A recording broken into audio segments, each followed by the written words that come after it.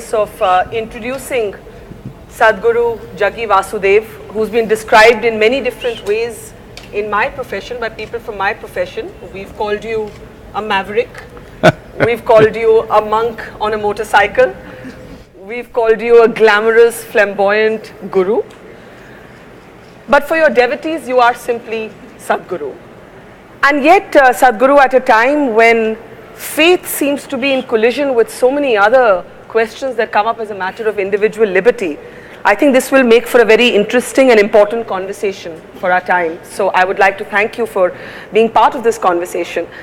And let me start with the spiritual. And I hope what you say today is also addressed to the skeptics. I count myself among a skeptic who, if told that another human being possesses some sort of godly power, I would perhaps as the first instinct not believe it.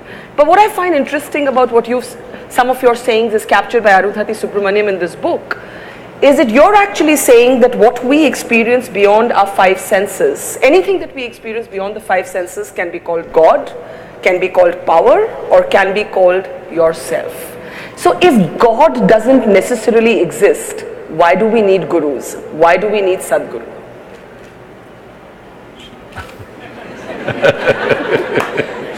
Is there my microphone? Okay, that's good. Do you drive in Delhi? Do I drive? Unlike you, I have a fear of wheels.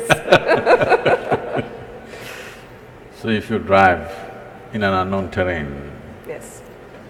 you use these days a GPS. Yes. Usually a strange woman will tell you, turn right, you turn right. She says, turn left, you say, turn left. She says, make a U-turn, you make a U-turn. Why? Simply because you're not familiar with the terrain. When you're in an unfamiliar terrain, it is sensible to take instructions. So, are you saying gurus are the new GPS? Not new. Long time ago we've been, for a very long time, way before the GPS came. GPS means what? Guru Positioning System.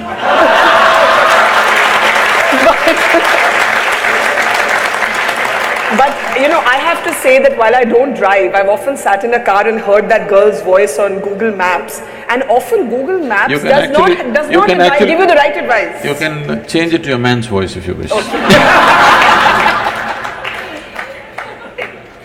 This beginning of this conversation perhaps underlines that you are atypical. You are atypical of what we imagine gurus to be.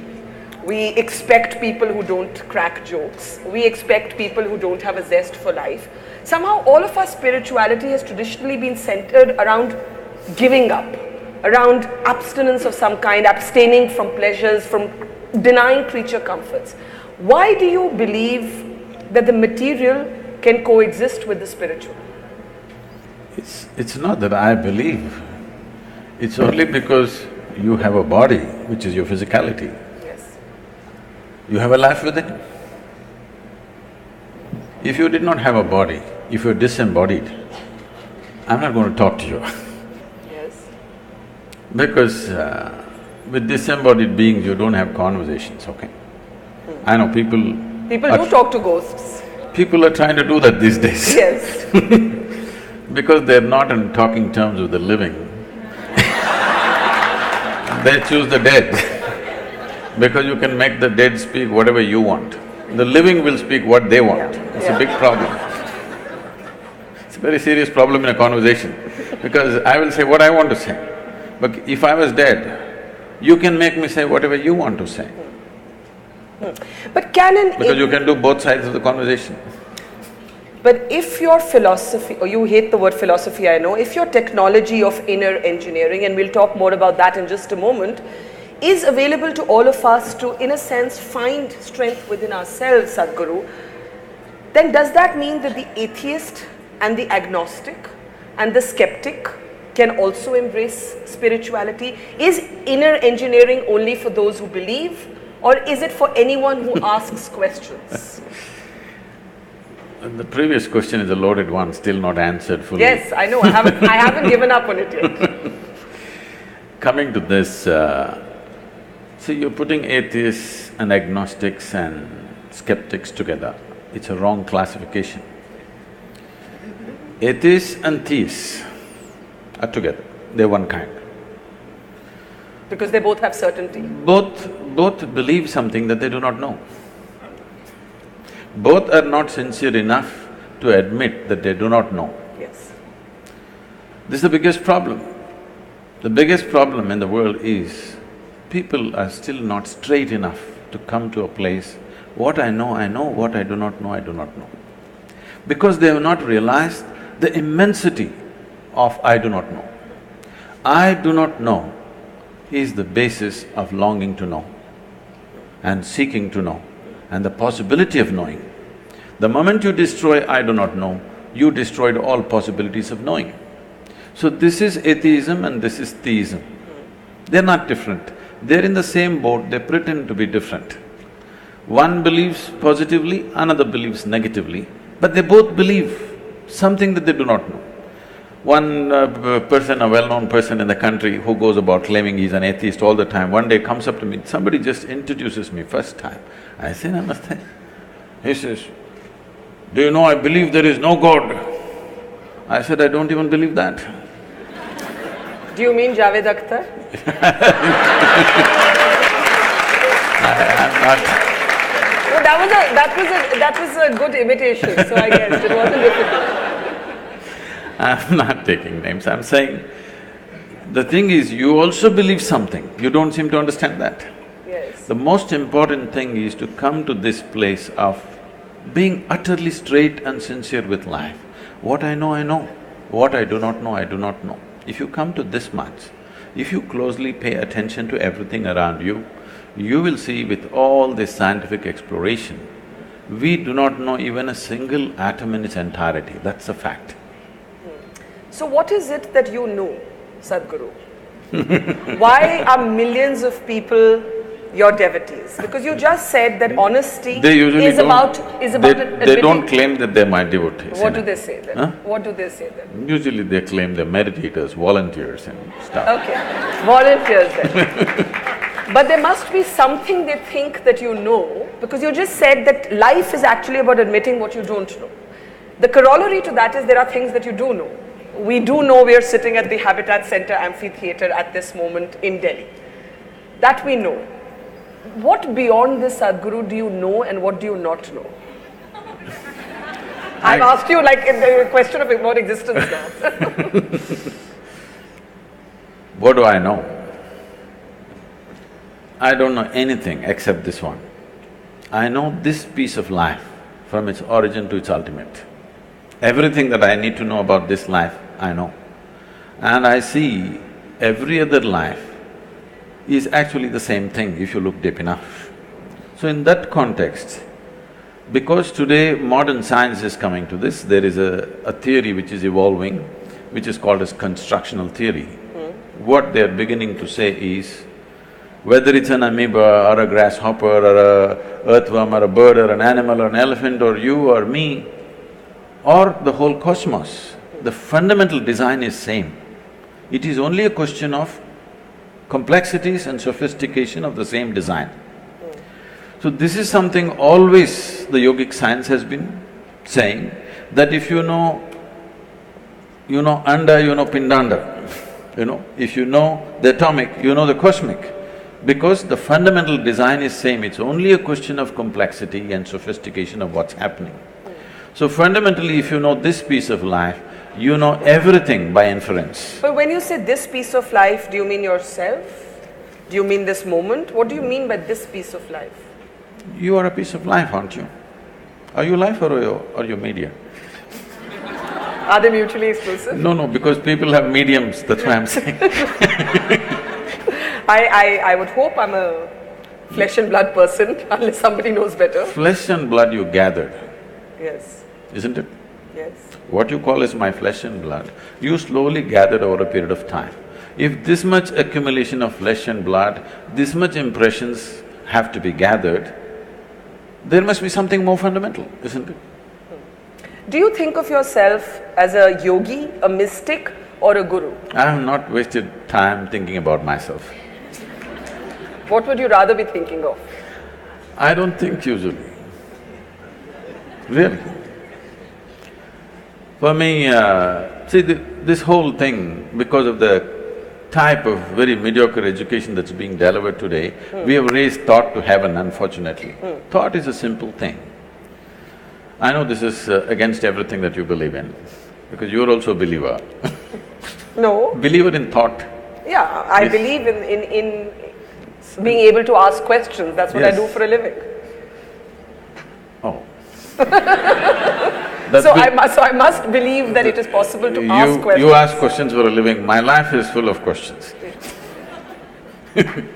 Now the thing is, what you call as thought is coming from the limited data that you have gathered from the experience of your life. Every person is the same thing. How much ever we have gathered, it's still too small compared to the size of this cosmos and the way the phenomena of life is happening.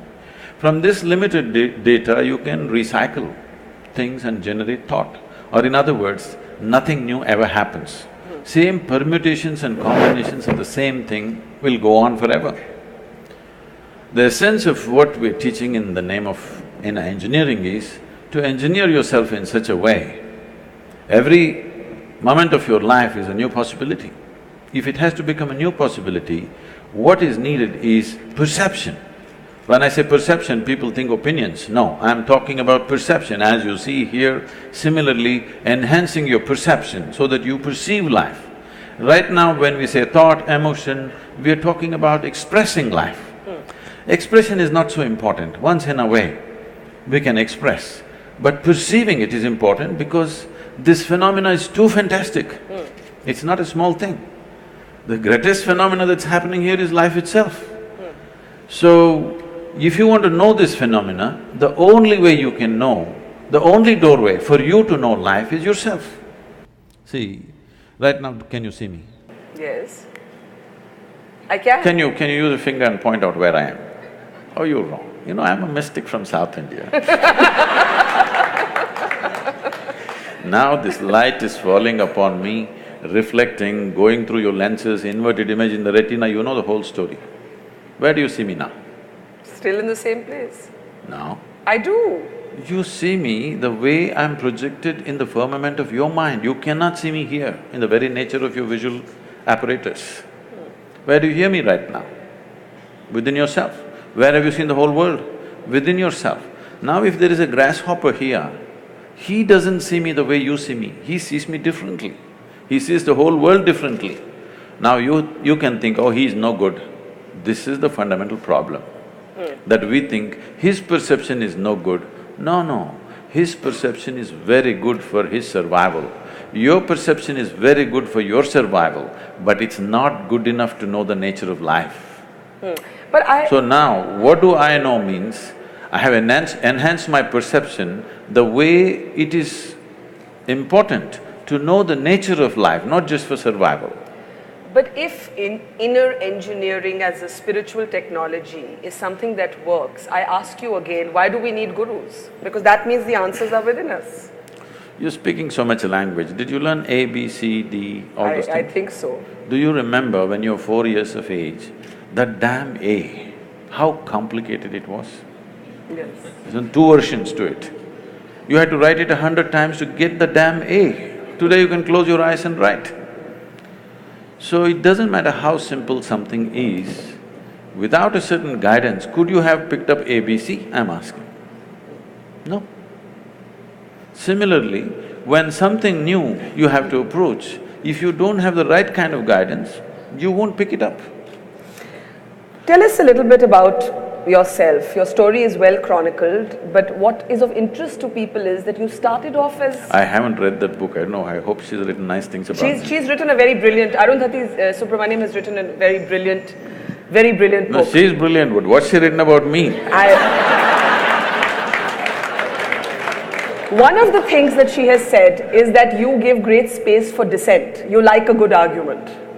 That you're not one of those dictatorial gurus. I don't know where is a dictatorial guru. I think most people have not met a guru, they've just seen calendar images and made conclusions. I don't think they've met any genuine guru. There are a whole lot of people who should have been temple priests who are good entrepreneurs and they've become gurus today. That's different, okay? Temple priests No, no, I'm who saying… have become good entrepreneurs. No, I'm saying… It's just another way of saying they're charlatans. That's a strong word. Maybe that's enterprise. I'm not an enterprise. So because I'm not an enterprise, I want everybody to ask whatever the damn question they have. It doesn't matter how ridiculous or how intelligent, how nonsensical it is, it doesn't matter. If the question means something to you, it means something to me. It doesn't matter how brilliant it is, if it doesn't mean anything to you, I'm not willing to listen to it. But you're saying that many people who are positioning themselves as gurus are really only elevating themselves and fooling people. I didn't say that. Okay, I'm saying that. I'm saying… The thing is, there is a vacuum, somebody is trying to fill it. Yes, and Sadhguru, you have Are been… they qualified to be that? Questionable thing. But a very genuine concern, and you have been on some of my television programs where we have spoken about this, is whether God men are often con men. And how does this lady here know the difference between who's a God man and who's a con man, and is a human being capable of being a God man? Do you think of yourself as a God man? Why are you underestimating that lady?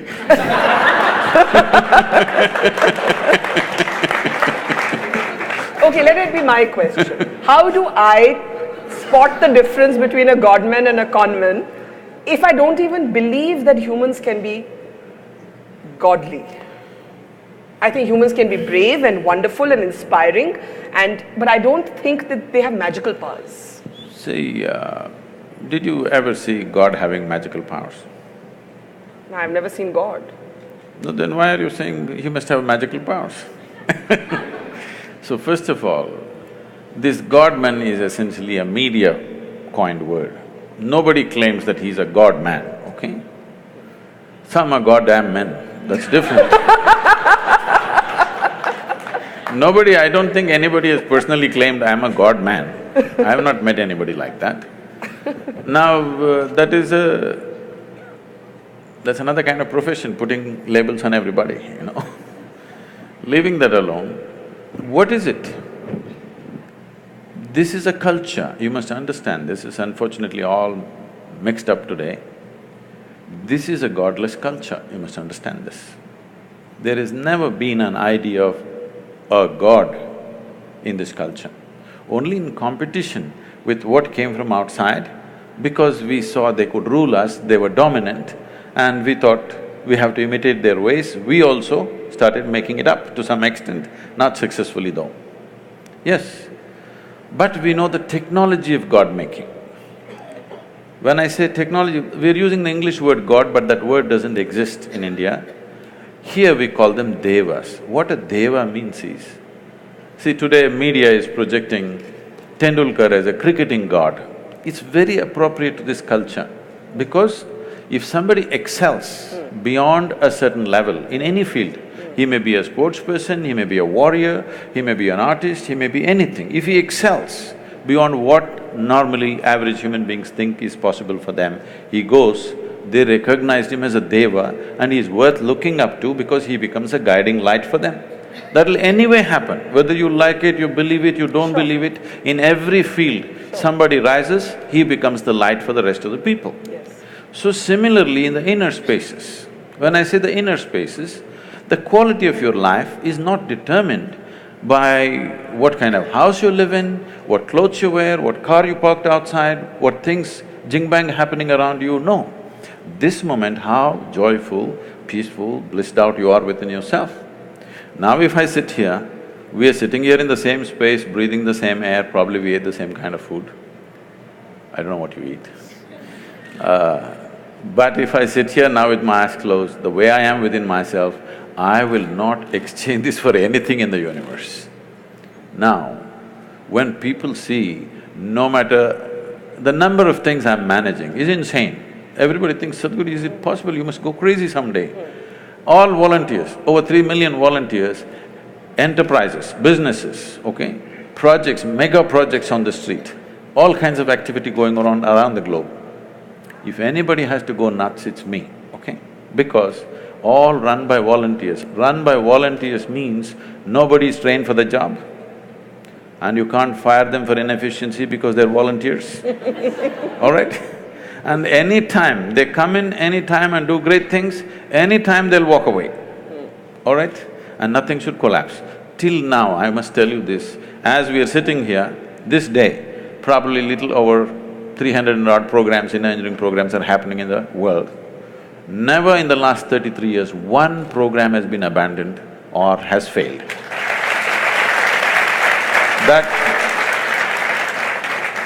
That takes enormous management, but nobody will ever see me getting angry or miserable or tensed out or stressed out. You've never lost your temper?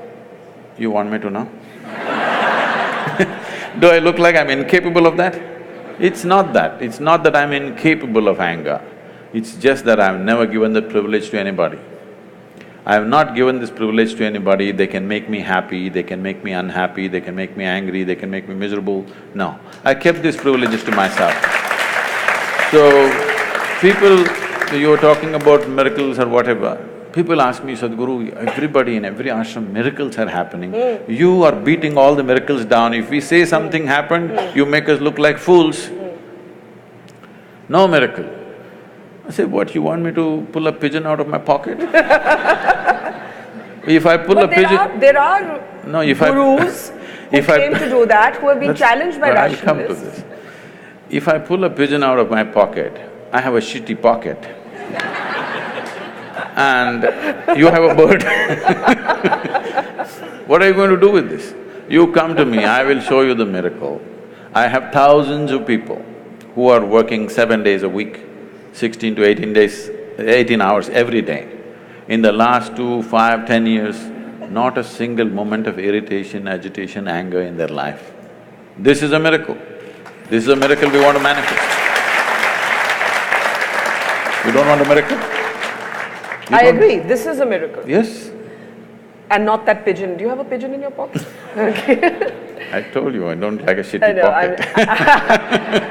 Now, you were 13, in Arundhati's book I read that you were 13 when you first quite accidentally discovered yoga. You were children playing at the bottom of a well.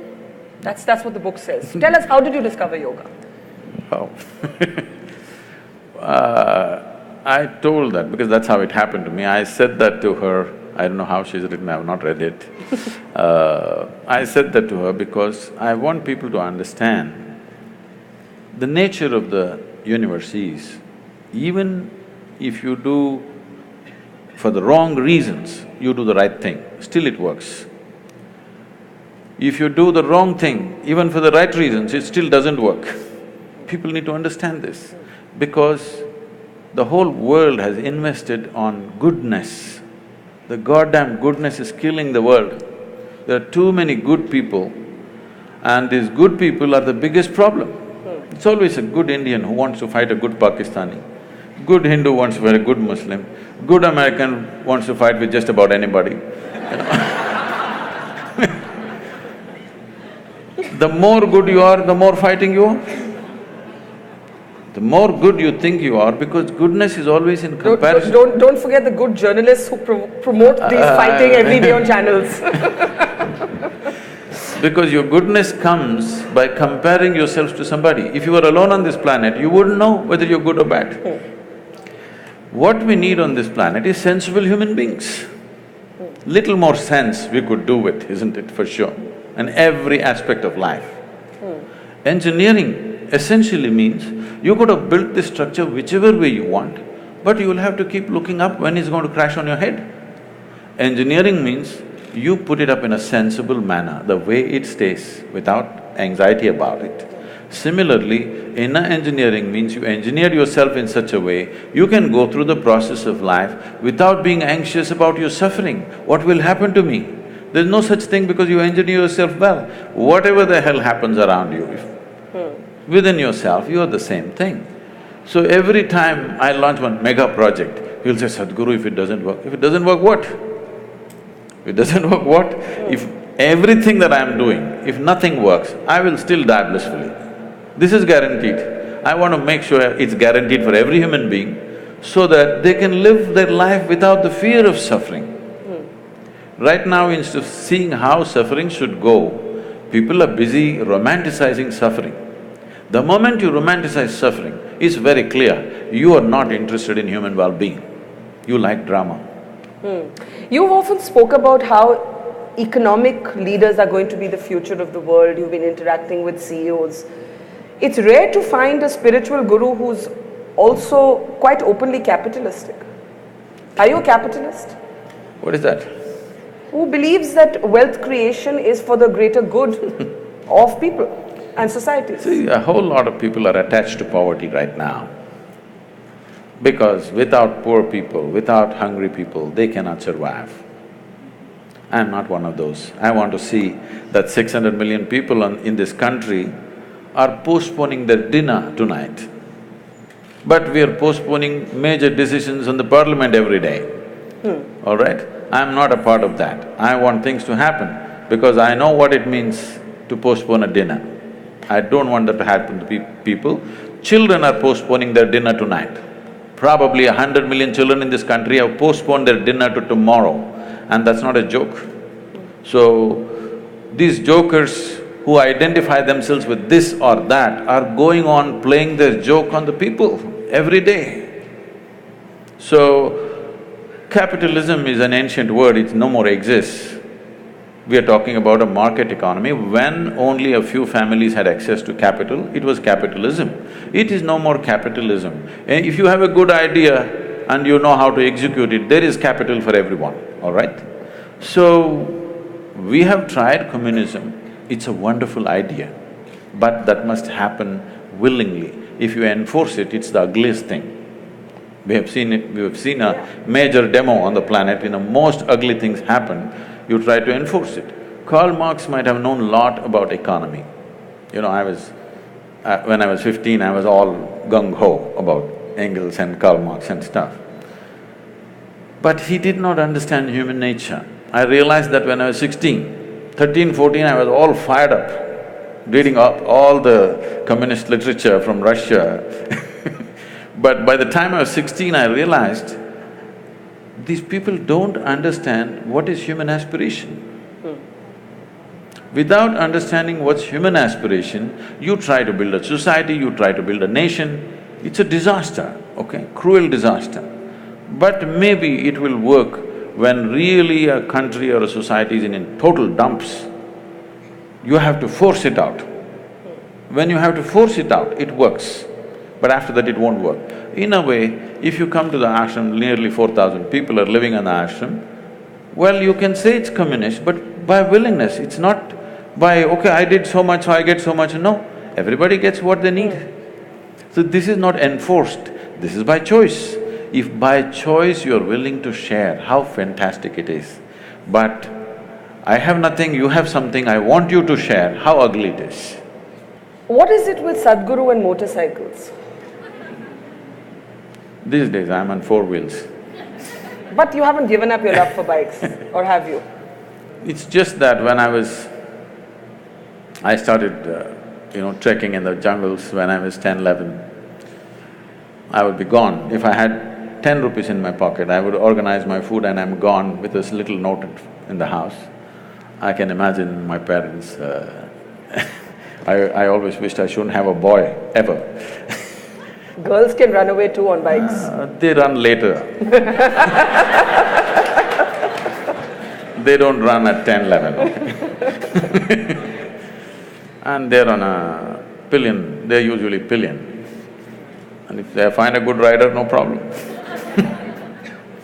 I'm saying, the thing was, it's not about the motorcycle or this or that, it is just that I was a cloud of million questions all the time. And wherever I looked, nobody had a sensible answer. Everybody has standard answers that they've heard from somewhere. Nobody has a genuine experiential answer. So, there's a restlessness to explore just about anything. When I was 10, 11 years of age, I would be gone into the forest for 3, 4 days. Once food ran out and I couldn't survive there, I would come back. So initially lot of excitement, but later on they kind of settled down, they knew I'll get back. So when I became 14, 15, I cycled across South India. Not because I'm a cycling enthusiast, not like today, wearing a helmet and suited, booted for cycling, no. Simply I cycled because cycling is little faster than walking. The moment I became 17, I still didn't have a license, but I found a motor to my cycle, which became a motorcycle. So that because it went little faster. It supported my restlessness to know something, I didn't even know what the hell it is. I didn't know what I was looking for, but I had questions about anything I looked at. Everything in the universe looked like a question mark to me. But the question about the motorcycle is really to ask whether the motorcycle, the Land Rover or Land Cruiser, which one is it now? Land Rover, Land Cruiser, I'm not sure. But whatever, the four wheels, the helicopter. I think you once said somewhere that I like, that whether if it moves on land, water or air, I like it. This is not… One thing is I like anything that works, and machines work. Yeah. The more efficiently work, the better they are. And why it's important is, after all, what is the quality of an individual human being? How smoothly and how efficiently your body, mind and everything functions is the quality of a human being, isn't it?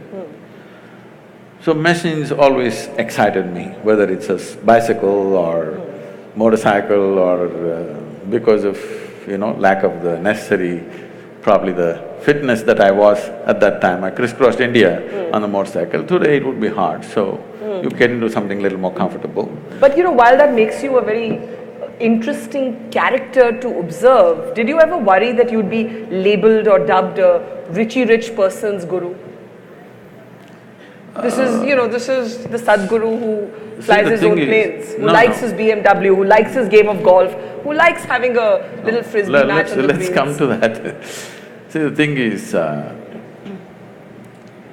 I wouldn't mind. I even sometimes I ride a bullock cart. Nobody reports that.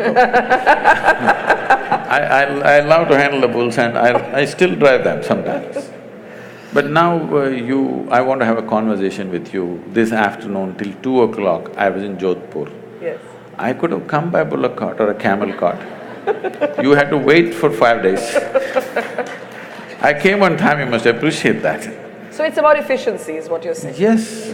So I personally learned to fly a helicopter, where I don't have the time for these things, but I somehow fit in this and learned because 70% of our work is in rural India. I thought this little helicopter I could set the place on fire because I'm half the time stuck, half my life I'm on the road stuck in some traffic, driving myself, all the time behind huge… Everywhere, there's no place in the country where there's no traffic jams. Believe me, even in rural India there are traffic jams. So I thought a helicopter would really revolutionize our work. I picked up the thing, I got my license, FAA license, but in India it's so difficult to get the license because many of these rules were made before Wright brothers came. Well, according to some, the plane was also made before the Wright brothers came. And they say it was made in the Vedic ages. They're not very wrong. Conceptually it was made. Whether physically they're built or not, we don't have proof for that. Conceptually, Conceptually, it's about imagination, to think that you can move from place A to place B. No. You cannot conceptually imagine something entirely. Even if you imagine, you must be able to produce you must understand the principles in some way as to why something flies. Yeah. If you don't understand why something flies, it'll be like that, once it happened, a little turtle, with great effort, climbed a tree, went to the edge of a branch and jumped, fell flat. Lot of pain. Slowly again he crawled up in another 2 days, again up, jumped, fell down, again up, fell down. After a few days, two birds were sitting on the opposite tree. They were talking and they said, I think it's time we tell him he's adopted. All right. So I'm saying, what cannot fly, you cannot make it fly. Yes. People thought in detail as to what can fly, what cannot fly. Conceptually they thought, whether they built or not, we don't know.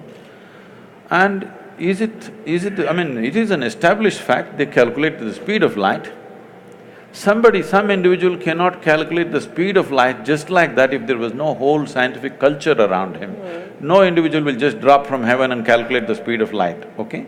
There must have been a scientific culture, otherwise it won't happen. But we need to understand, there is a difference between science and technology.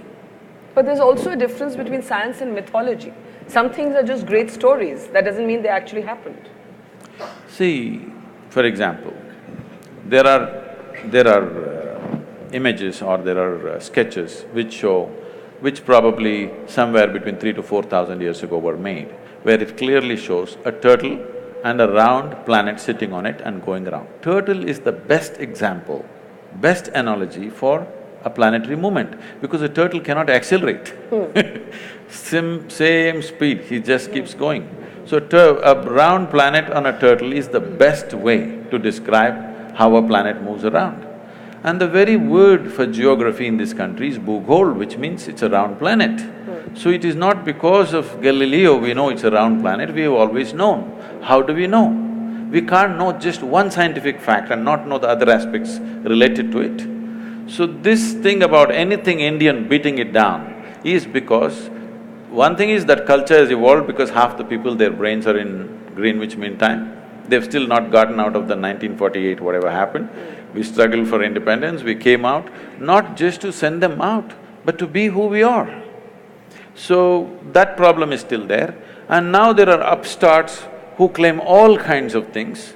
There has to be an even balance, not beating down this or pumping it up in an unrealistic way.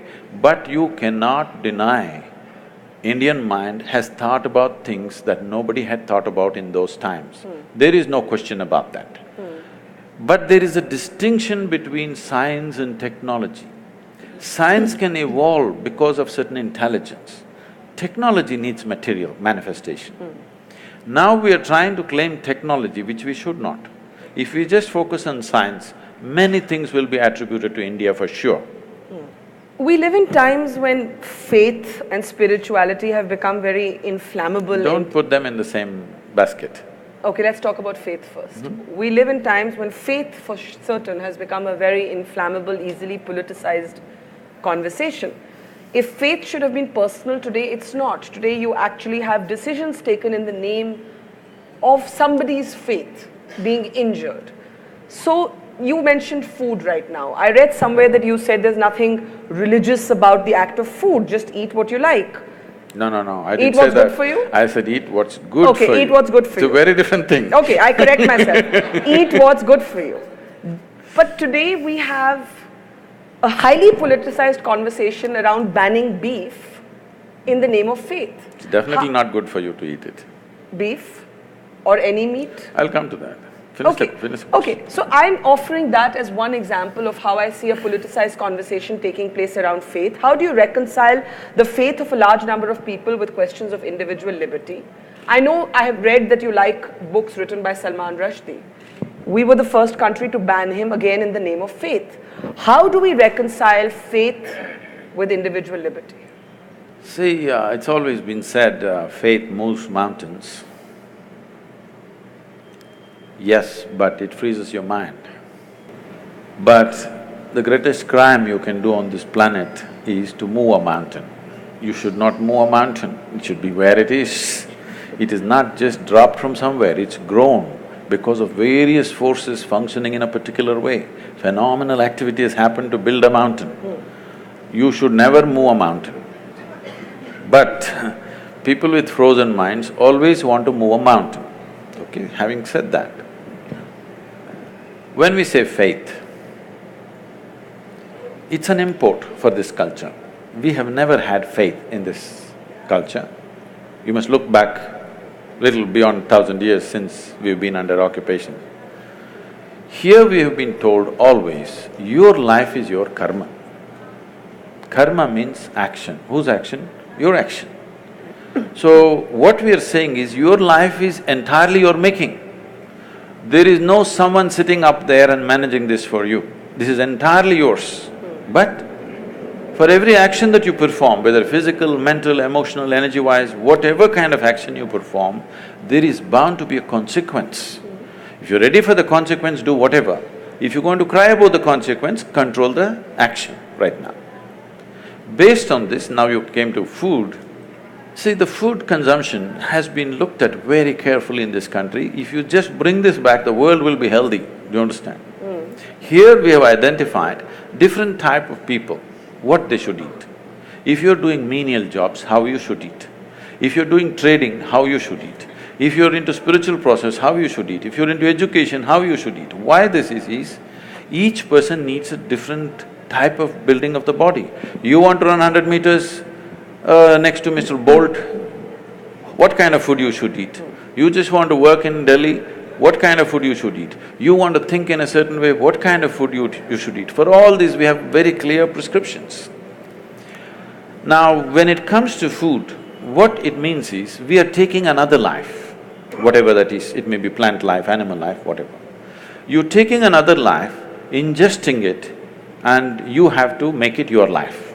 That's the whole thing. What is your life, what is that life, if you look at it? All life on this planet is coming from the earth. This body is also the same soil, this is also same soil. If there is a earthworm, that is also same soil. But see how it has become, how this has become, how that has become. If I give you… you like a mango or a banana? Mango. Mango. I know, you're ruling the state right now. Now, if you eat a mango, this mango becomes a woman in you. If I eat a mango, the same mango becomes a man in me. If a cow eats a mango, the same mango becomes a cow in the cow. Why is this happening? There is a certain information or software in you. Whatever you eat, it transforms it into a woman. If I eat, it transforms it to a man. If a cow eats, that becomes a cow. So, every life is happening the way it is happening because of a certain dimension of information, or in modern terminology, let's call it software. There is a certain software, which is an arrangement of information. Now, the idea is to eat as simple a software as possible. If you eat that kind of life, which is a very simple software, your ability to override that software and make it entirely a part of you is very good. As that software gets complex, more and more complex, your ability to integrate it goes down. So especially if it's a creature which has some sense of thought and emotion, if it has emotion, then you should not eat it. This is the understanding. An animal which has any emotion displays certain emotions, especially if it displays emotion which is near to human emotion, you should not eat it because it will not integrate itself, that animal nature will start manifesting itself. Or in other words, in India, today maybe in cities people do not know, you see in the villages, people have very intimate relationship with the cow. They have drunk the milk of that cow, their children are drinking the milk of that cow. There is a very deep relationship. If you do not know this, cow is one creature. If something happens to you and you are in some kind of grief or misery, you don't have to be near the cow. Wherever the cow is in your house, it'll start shedding tears for you. You know, I've seen this with my eyes, I couldn't believe. When somebody is dead in the house, what does the cow know? It is somewhere. Simply tears flowing. So when it has such deep emotions, if you kill it, it's like killing a human being, it's murder or it's cannibalism. So because of that, this is not a faith thing, this is not a religious thing. We thought this is a fundamental sense. Why, when we are hungry, why can't I cut you up and eat you? What's wrong? What's wrong? But what you're saying should be about many more animals than just the cow. Yes, of course. And when it becomes about only the cow, then there is certainly a perception that it is a political decision or a religious decision. No, I'm not talking about whatever the laws. This is not about people getting up and saying it's cruel to be a meat eater. That would be a different argument. I'm not even talking about cruelty. Even cutting a plant is cruel, in my experience. But you have to do it. But if you're conscious of it, you will do it to the minimum possible extent, not do it wantonly. That's the whole thing. Now about this political ban about cow slaughter or whatever, this has many things. One thing is there is a sensitivity. Once you drink milk from the cow, she's like your mother. Killing your mother and eating her up is something people cannot digest in this country. Still 80% of the people belong to that category and they're hugely… there's a huge emotion, such an emotion which because they've always been made to be docile in a certain way, they have not violently reacted to it. But in some places, it has happened in villages and other places. There is already a beef ban in many villages just by a norm, not by any law, that you don't bring these kind of things into the village. I am not saying you must ban it or not ban it, I am saying the sensitivities of your population, without considering, you can't go do this blatantly. Because it is growing, it's becoming a growing business. India is becoming a major exporter of beef. Yes. That's not right. Even if somebody ate something, it is up to them, it's their personal taste, whatever. But now you're promoting it and you're making it grow, there is serious concern, but our people don't express it. Our people don't go out on the street and not going to kill anybody because they killed a cow. So, ban is not what is needed, more education was needed rather than banning. But you haven't spoken to what happens when faith repeatedly seems to come into conflict with individual liberty. The banning of books. There were people killed in Paris because they were seen to have mocked, the Prophet Muhammad and so on. So where does this end? Where do we stop violence and politics in the name of religion? If you want that to stop, you must understand this. You're saying today, it's not today. In the last 2000 years, this is the history of the world. Continuously it's happening all over the world. Suicide bombers are a new phenomenon?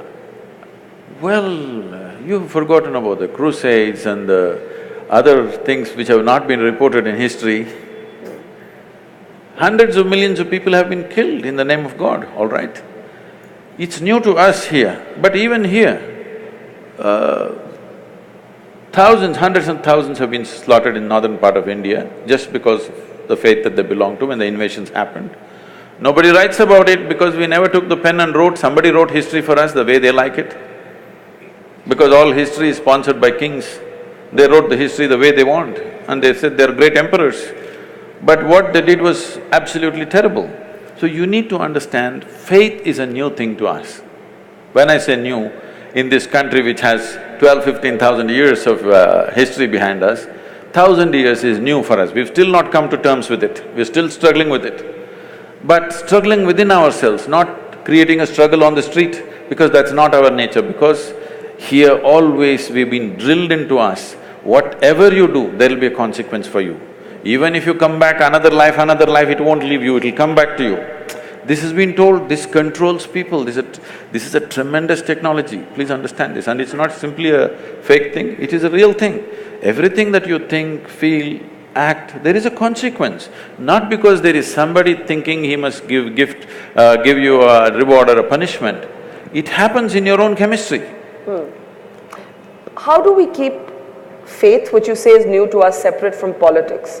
You have in the past, for example, I remember when Anna Hazare was launching his anti-corruption movement, you did come and applaud it, but you said that the Lokpal was not some magic wand. I remember you saying that.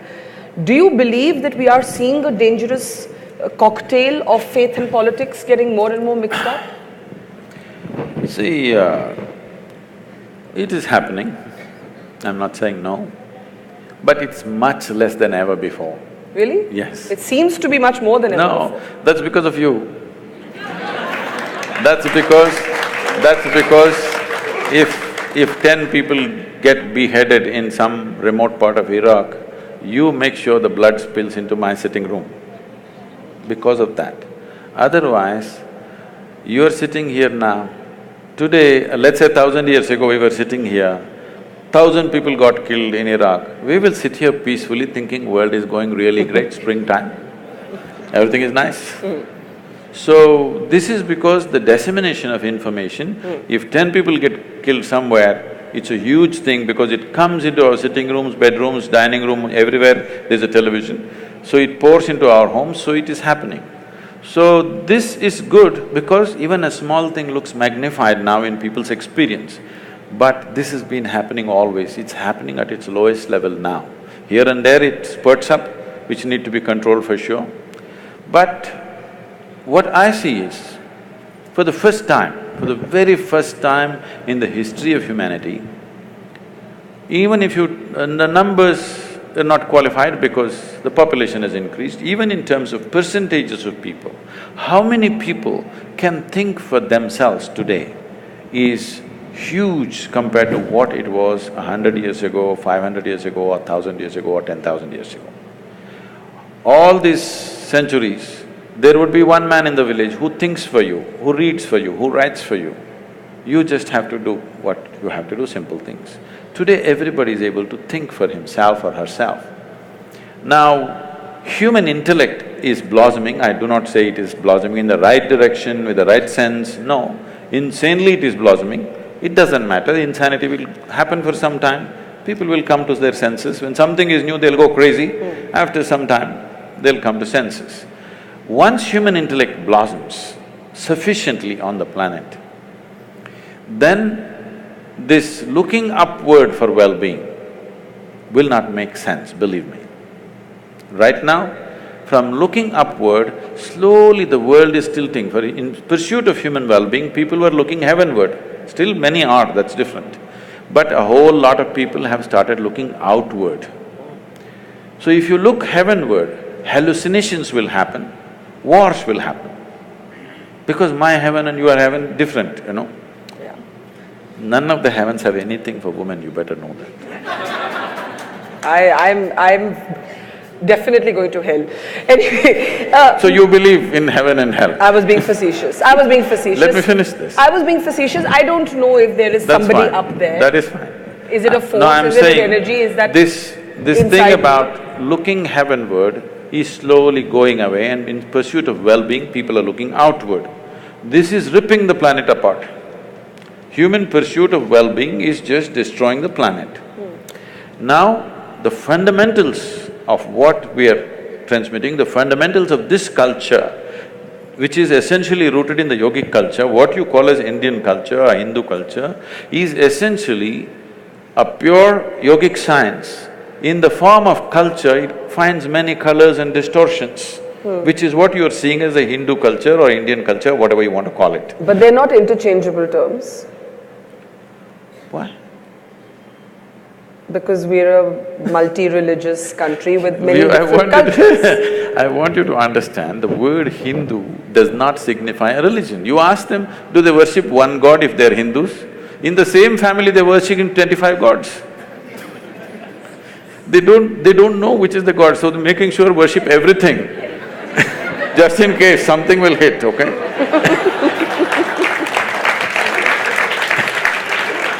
Now, the word Hindu means the land between Himalayas and Hindu Sagara. This land, this subcontinent is Hindu.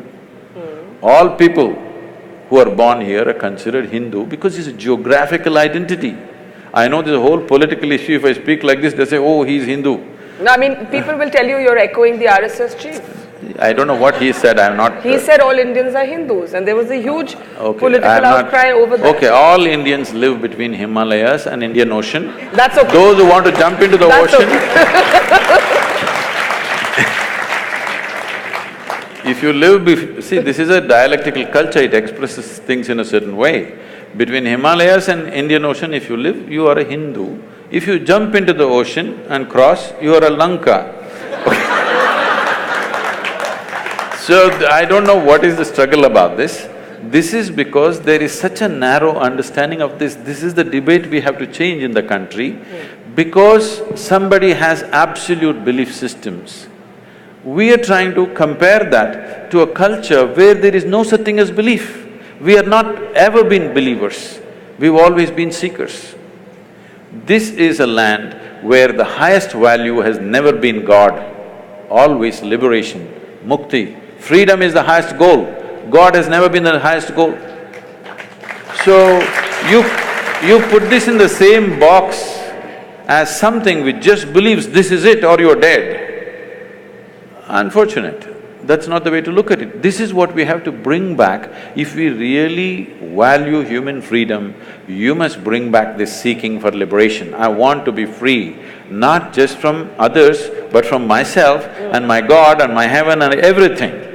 Because God has never been the goal in this culture, God is just another tool. When I use the word tool for a God, people get very hurt. They say, Sadhguru, don't say that, it hurts us.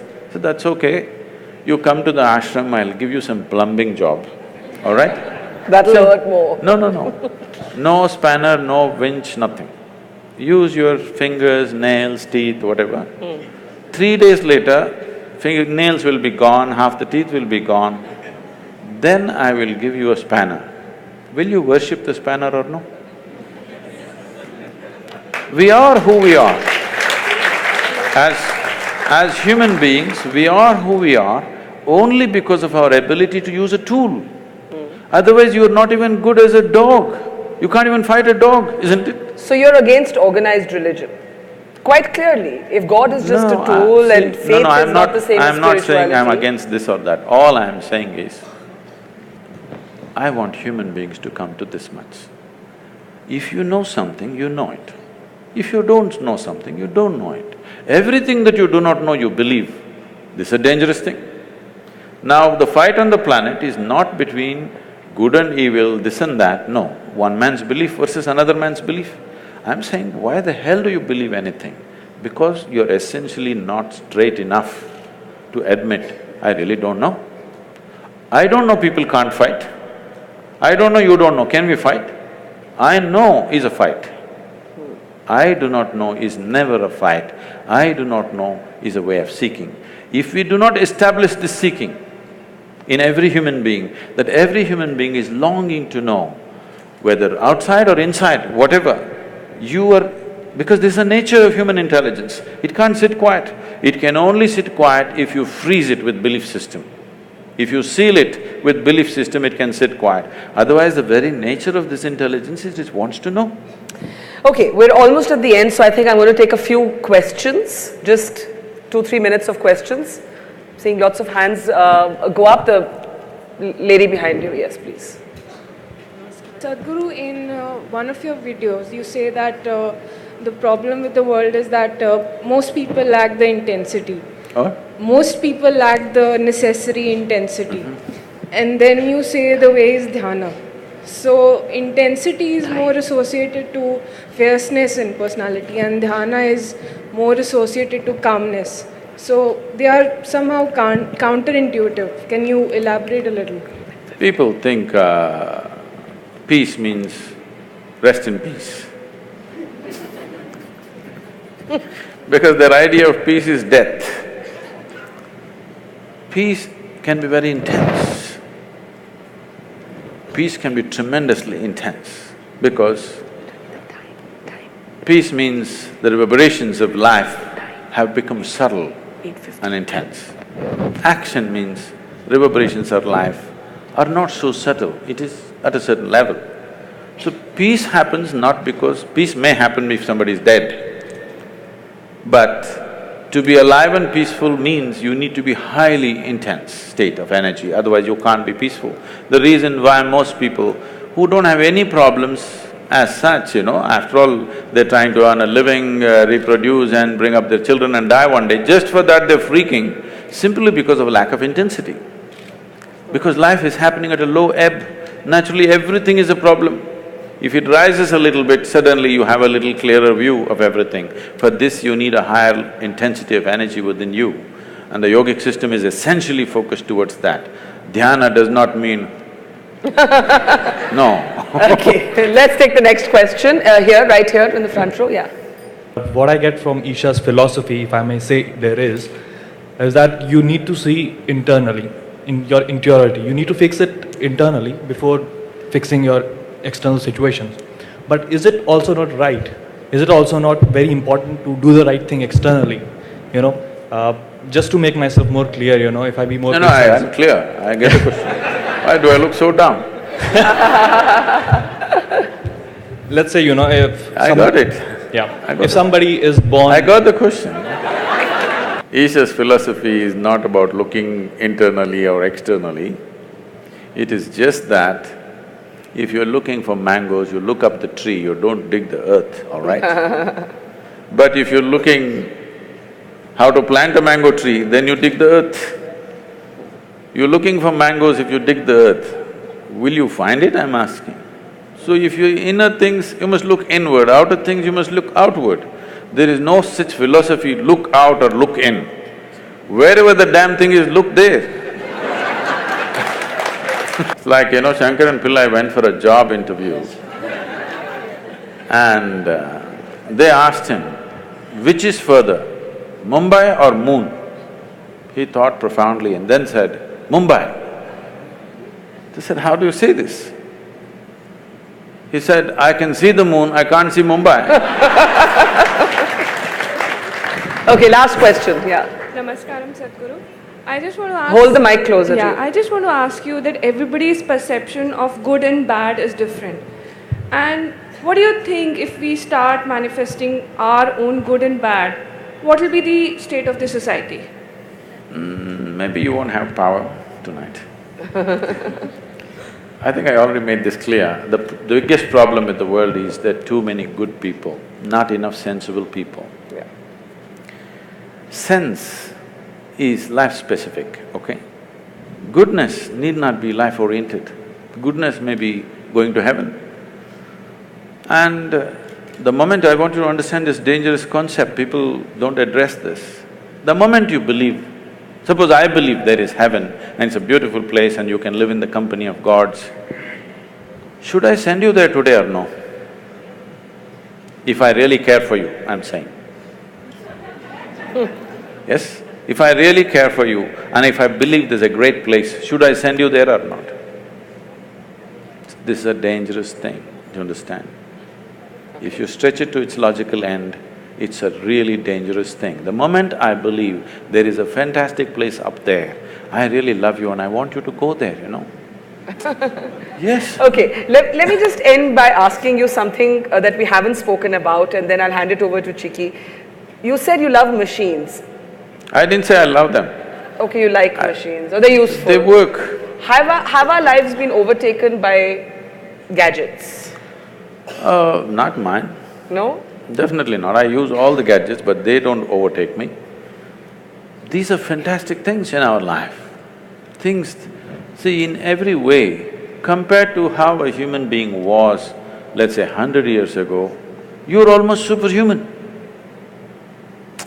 100 years ago, if I could just pick up something from my pocket and talk to somebody in America right now, I would be superhuman. Why superhuman? If I said I'm God, people would have believed me. 100 years ago, 500 years ago, if I just had a light bulb, I would have become God on this planet. I want you to know. Look at the things we have today. We are really superhuman. Once this kind of capability has come to us, little more sense has to rise, little more awareness and consciousness has to arise. If this doesn't happen, this capability will turn against us. This is what you're saying. Now gadgets are freaking people. Why? It's a simple thing. If you want to use it, you can use it or you can keep it aside. Because you're in a compulsive state, if you start using a cell phone, you can't stop it. Even in your sleep, you're texting. See, the boy he's not with me, he's looking at me in the screen. Now, this is the same thing. If food is good, if you start eating, you don't know when to stop. If you start drinking, you don't know when to stop. If you start doing something, you don't know when to stop. The same thing. It is not about the gadget, it is not about the food, it is just that there is not enough consciousness, there is compulsiveness. Everything is happening compulsively. Instead of addressing the root, you're trying to kill the gadget. Gadget is a fantastic thing. Every damn gadget has enhanced our life in a huge way, isn't it? Don't curse the gadgets. It is just that compulsiveness has to go. Well, on that note, I will say thank you for provoking us. As always, a pleasure. Pleasure. Let's have a big round of applause for the Sadhguru.